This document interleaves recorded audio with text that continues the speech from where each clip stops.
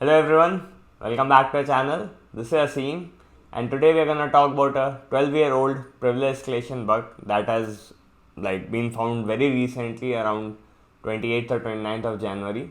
It's called Polkit, and it allows a non-admin or non-root user to gain privileges as the same as the root user or the admin user. You might think, hey, Asim, there are a lot of privilege escalation bugs. There are a lot of bugs. Why are we talking about this specifically? So we are talking about this specifically because it was a very easy bug to exploit, and we'll be seeing the technical details as well. Don't worry, I won't bore you with the technical jargons. I would explain you first in a very non-technical manner so that you can easily follow through, and then when I talk about the actual bug or show you the source code, you can easily understand, okay, what was the root cause of it. So sit tight for the next 10-15 minutes and we would skim through this whole thing. First thing we would talk about it, what this bug is, why why this was critical. Then we'll talk about what are SUID binaries. Don't get intimidated. I'll explain you what these are and why these are important. Moving forward, I'd skim you through the actual technical contents of the release or the team that found the Qualys team. They wrote a blog post, which is a very good one, detailed blog post. I would skim through that. After that, I would show you this. There's this exploit code which can easily be used to it's a one-liner. You can execute it on any of the Linux machines and check whether it's vulnerable or not. You can actually get a root shell on that. Once that's done, the last thing would be showing the patch, because pkexec or the Polkit bug or the Polkit binary, so PolicyKit binary actually. So that's a pkexec binary. This is a open source software, so you can easily see the source code of it and what are the changes that have been made to solve this particular issue. So we'll be reading through that and easily follow that. Okay, this was what was necessary to do this. With that said, let's start this.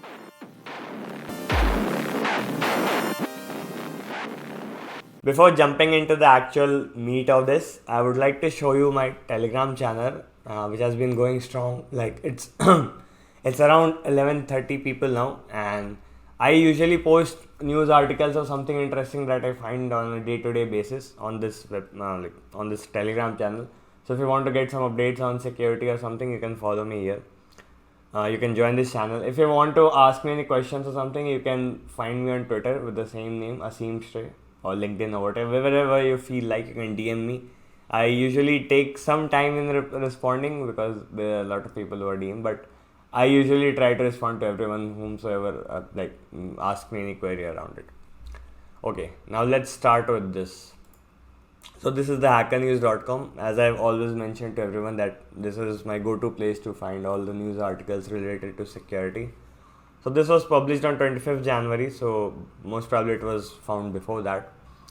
A 12-year-old Polkit flaw lets unprivileged Linux users gain root access. A 12-year-old security vulnerability has been disclosed in a system utility called Polkit that grants attacker root privileges on Linux systems. Even as proof of concept, exploit has emerged in the wild merely hours after technical details of the bug became public. So when the technical details, the Qualys team published the blog post, even I think 3 hours after that, the actual exploit code was released into the wild and everyone was being able to exploit this particular bug to gain root access onto a machine where they already have a non-root access. Polkit, formerly called as PolicyKit, is a tool for controlling system-wide privileges in Unix-like operating systems and provide a mechanism for non-privileged processes to communicate with privileged processes. So, if you would have used Linux, so as a non-root user, you would have to type sudo to execute any root command. So, for example, let me show you this. So, so this is my server. Let me zoom in a bit. So this is my server. This is a non-root user. Sorry, ID. It's a non-root user. So if I have to, let's say, do ls root, if I want to see what are the files in root, I would not be allowed because permission denied. But let's say if I want to do this, what I would do is sudo. I would just append sudo in the start of it, and then I do sudo ls root. It would ask me the password for non-root, and now you can see that I am able to see the folders or the files that are there into the root file. That is because this sudo command, it allowed me to gain root privileges for the time being for running this particular ls command, and then like I was able to list all the files or the folders in the root directory. Otherwise I would not have been allowed because I am a non-root user. So this sudo command basically gives a privileged access for the users, whereas Polkit or PolicyKit gives system-wide privileged access for the processes, like the different processes that are running onto the machine. So that's what it is. And the flaw which concerns a case of memory corruption and has been assigned the identifier this was reported to Linux vendors on November 18, 2021, following which patches have been issued by Debian, Red Hat and Ubuntu. So most probably if you are running an updated version, you need not worry. However, I would also show you how you can test it, whether you are vulnerable to this or not. pkexec analogous to a sudo command allows an unauthorized user to execute commands as another user, doubling as an alternative to sudo. If no username is specified, the command to be executed will be run as the administrative super user root. Polkit's this PolicyKit stems from an out-of-bound write that enables the reintroduction of unsecure environment variables into pkexec's environment. While this vulnerability is not remotely exploitable, an attacker that has already established a foothold on a system via another means can weaponize the flaw to achieve full root privileges. So this is critical because let's say in a lot of places where you have shared account or shared VPS kind of system where multiple accounts are created onto the same machine and people have like what do you say SSH permission or shell permission onto that. So onto that people can execute these POC to gain root privileges on that machine, and all the people who are sharing that system, they will be able to access all their device, all their files and all their make changes onto that. So that is why it is very critical. Let's see this snipe block. So they have also talked about the same thing. This vulnerability allows an attacker to running as a local and unprivileged user to corrupt memory through buffer overflow. They also mention in a very simplistic manner what this is all about. Let's go through this. The root of this defect lies in the command line arguments handling. In C programs on Linux, the first argument argv0 is usually the name of the executable itself, which is true if you would have written any printed the argv0 of any of these commands, you would have known that it's the executable itself. But it is possible to specify an empty list without executable name by calling the execv function. So if you execute a binary using execv function inside a C program, then you can basically argv0 can be null as well.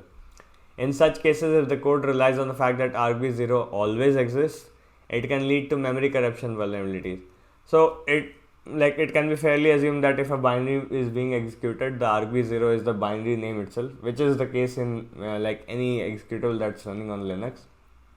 However, there is a catch. There is a function called execve, which they have mentioned in C programming language. There is this execve function. If you run a binary, if you run an executable program through this execve function, you can even change this argv0 parameter and set it to null or any other thing. This underlying issue in argument handling exists in other binaries, but pkexec is a special case since it is SUID and has a special set of file permissions which allows it to run as the original owner of the file and not the user who ran it. So now we are going to talk about what SUID is, why pkexec is a special case and all that. So let me just So this is a SetUID. So SUID is basically SetUID. So I will talk about what SetUID is. So the Unix access right flag SetUID and SGID allow users to run an executable with the file system permissions of the executable's owner or group respectively and to change behavior in directories. They are often used to allow users on a computer to run programs with temporarily elevated privileges in order to perform a specific task. While the assumed user ID or group ID privileges provided are not always elevated, at a minimum they are specific. I know this has been not technical, I would explain it to you in a very simple term. So what happens is sometimes some of the things require elevated privileges, like let's say you are a non-root user, you want to change your password. So for changing a password, you always require root privileges on a Linux machine. So and to change a password, what you do is you run the command passwd and then enter. You just press enter. Let me show you how this happens. So let's say passwd and I press enter. Changing password for non-root. Non-root is the current user. It asks for the current password. I entered the current password. New password. I entered a new password. Retype new password. I entered new password. You must choose a longer password. Let's say 12345 67890. 12345 67890. Cool. Password updated successfully. So this changing password can only be done by a root user. So now you may ask, Yaseem, then how a non-root user is able to do that? So let me just show you the permission on user bin psswd. So if you see that this is already red highlighted, and you can see that there is this S here instead of like X, which is usually the case. X is for executable. So this first thing is the permissions thing. Hyphen because it's not a directory. Then read permission, write permission, SETUID permission. Then again read permission, not write permission, executable permission. For any other person there is this read permission, non-writable, and then executable permission. So these are 3 set of octets. I won't talk about it, but you can easily read about it. Just Google file permission octet and you can find about it. So this S here tells us that it's a SETUID binary, and moreover it's highlighted in red, which already is a visual indicator that it's a SETUID binary. So what this allowed us to do, that when we were executing this psswd command, it was not running as a non-root user, rather it was running as a root user. But now you may ask, hey, this could be exploited, right? Yeah, this could be exploited, and that's what happened in the pkexec case, because this binary is not modified. psswd, you cannot modify psswd. It just does one thing, it changes the password. There's no code execution, nothing else. So that's why even if it runs as a root user, you're not able to run any other commands as a root user, and you're not able to exploit it. But in the case of pkexec, people were able to do that, and that's why it was they were able to do a privilege escalation onto that. So if I go here, and you can see that there are a lot of articles which mention Linux privilege escalation using SUID binaries. It's a very common thing even in hack the box machines. I think in OSCP as well, you might get a local privilege, like local unprivileged shell, but for gaining a privilege or root access, you would have to do something. Like one of the techniques is this, finding SUID binaries and exploiting them. I would add the link of this article into the description. Then how can you find all the SETUID binaries? You just need to run this command. Okay. Let me do this, because otherwise I might not be able to do that.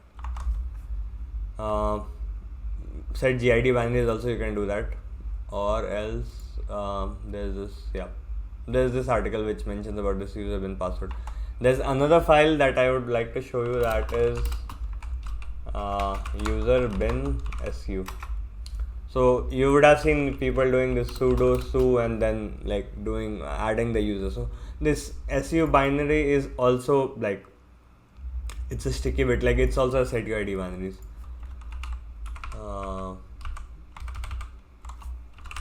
I think all the files are here. Yeah, see. So these all are SUID binaries, like sudo, chsh, at is also being used a lot of time to gain privilege escalation, and there are ways how to do that. psswd, pkexec, as you would have already seen, gpassword, su. So this is what privilege SETUID binaries is. Now let me go through the actual article. So this is the Qualys blog. They were the team that actually found this bug, and there's this it's the same thing mentioned about this potential impact of the Polkit vulnerability, and there's a proof of concept scan video. Now let's get to technical details. Don't get intimidated, I would explain you through all that. The beginning of pkexec's main function processes the command line arguments and searches for a program to be executed. If its path is not absolute in the directories of the path environment variable, which is here. Unfortunately, if the command line arguments argc is 0, which means if the argument list argv that we pass to execv is empty, that is null, then argv 0 is null. So let me just skim through the code. There's this main function. There's this loop which n starts from 1 and not 0. It's trying to loop through all the argument. argc is the argument counter.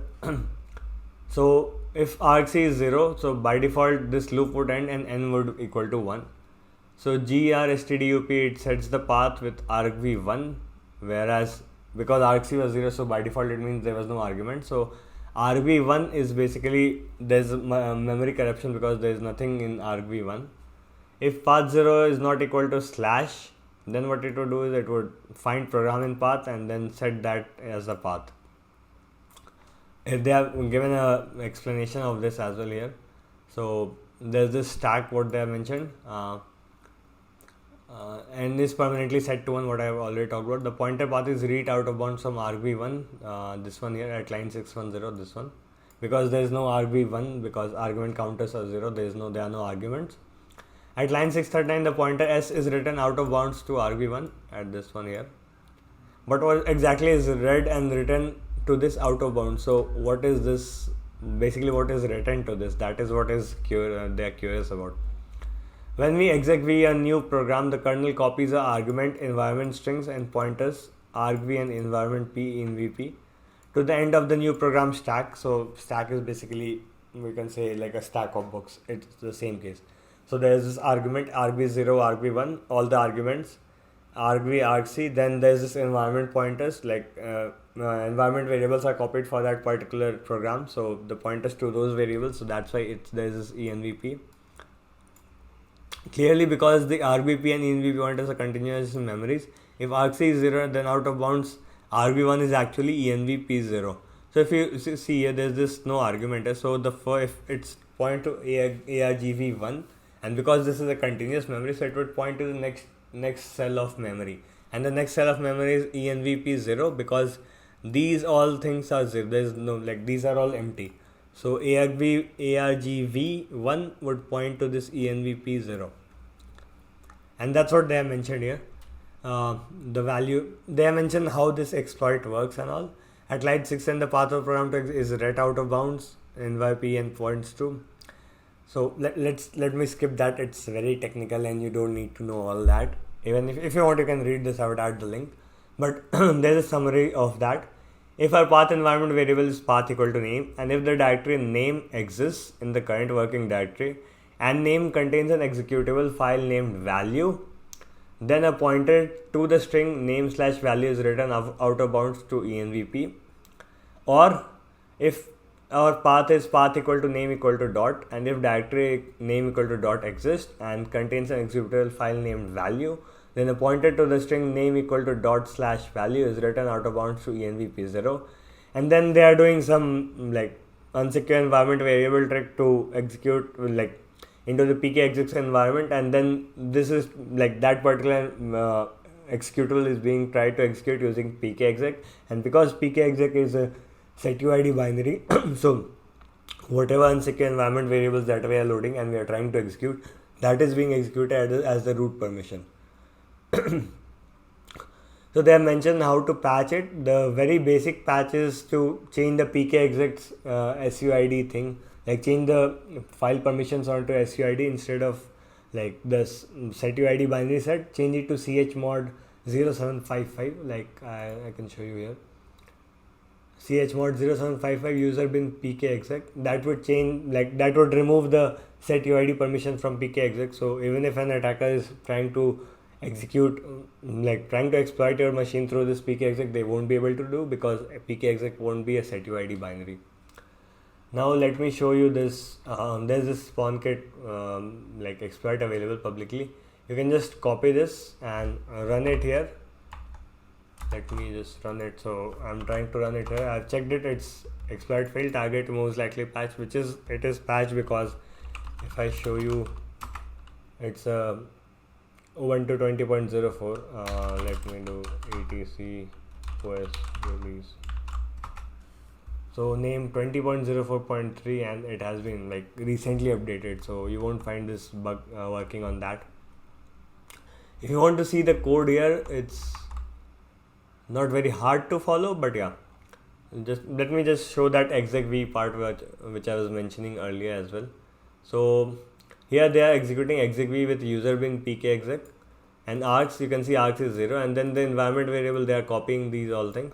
So basically because arguments are null, so this environment like argv1 would be pointing to this environment, this pkexec thing, and then they're trying to do some other things, and basically they're trying to execute a binary using this, and that would run as a root binary.